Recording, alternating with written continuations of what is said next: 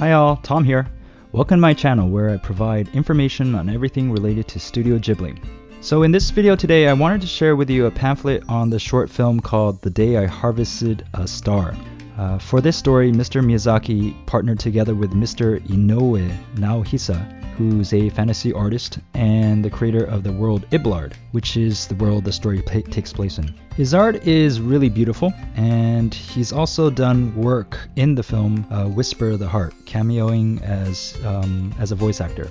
I found out that the short films itself only plays in the Ghibli Museum in Japan, and you have to first check the schedule to see if it's playing on that day or not, and then you have to reserve a seat. One big issue that I noticed is that the scheduling of the shorts are actually random, which doesn't really help at all, especially those who are traveling from overseas.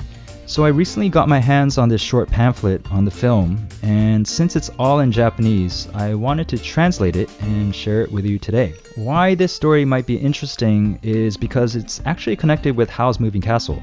The resemblance between young Howl and Nona is similar in the story also, with Nona raising a star, or in Howl's case, raising Calcifer, runs parallel. So in this video, I will cover the foreword by Mr. Miyazaki, the synopsis, and then the story itself. At the end, there's a message from Mr. Inoue, but I just didn't have enough time to translate that. So without further ado, let's get started. So if you turn to the first page, it says, "Where? I'm looking for Iblard." Introduction. I have known Mr. Inoue Naohisa, the author of The Day I Harvested a Star, for over 10 years. We have also done work together on the animation Whisper the Heart. Mr. Inoue had been continuously drawing an imaginary world called Iblard. Iblard is a world with its own mysterious light, color, and story. A world where clouds or rocks or plants blend together without clear distinction, where stars and time melt into each other and sparkle. It's almost like the shelf in Alice in Wonderland. On the shelf are rare items, and if you try to check the shape and color of the items, you see in the corner of your eye more beautiful things. In Mr. Inoue's work, he also has picture books and manga that were made for theater. I received a copy of the manga a long time ago and have read it many times.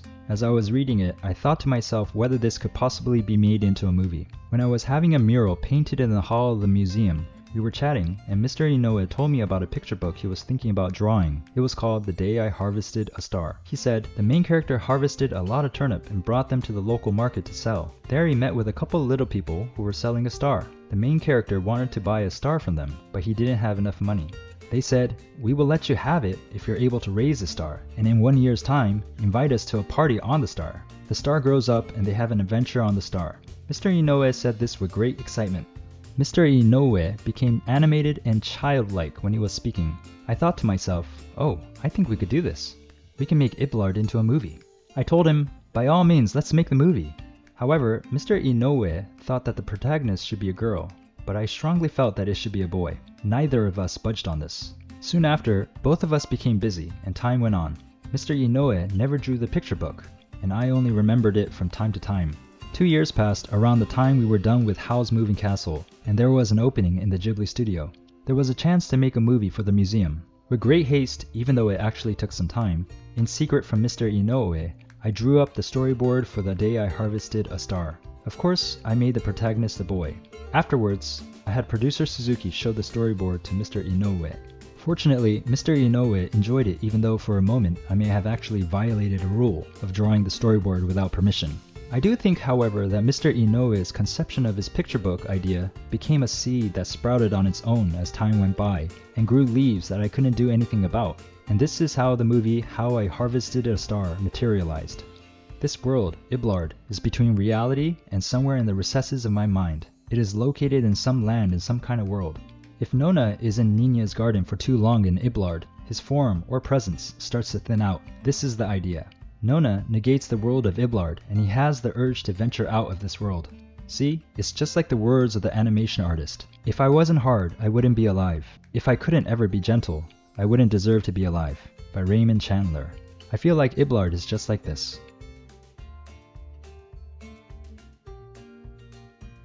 Synopsis. In the town where Nona lives, there is a time bureau that watches people's use of time and advises and instructs those who waste time or use time incorrectly.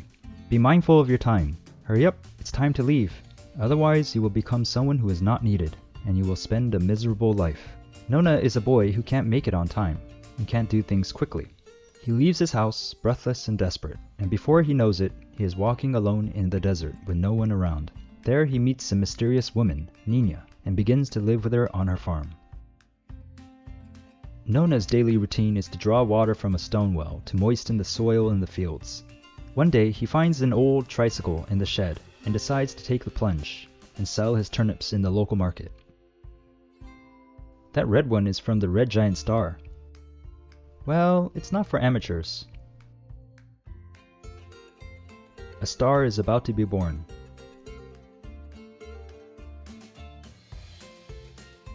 The Time Bureau comes looking for Nona. Nina knows that Nona is not ready to come back yet. He just started growing his own star. 3 moons and 1 roly-poly. On the day of the double moon, Nona goes to the market to sell more of his vegetables, and he gets a mist sprayer. The mists became clouds that covered the stars, caused thunderstorms, and rained down on the newborn land. The stars are not yet ready to leave their flower pots, but time is running out. I can't bother Nina any longer.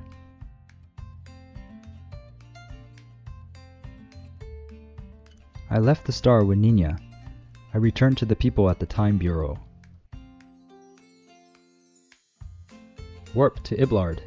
Floating islands ride on the updraft. A message came from Nina. The day had come for the star to fly off into space. Please tell it that it can go. You won't be lonely anymore. I have to fly away too. I'm sure I'll see you again.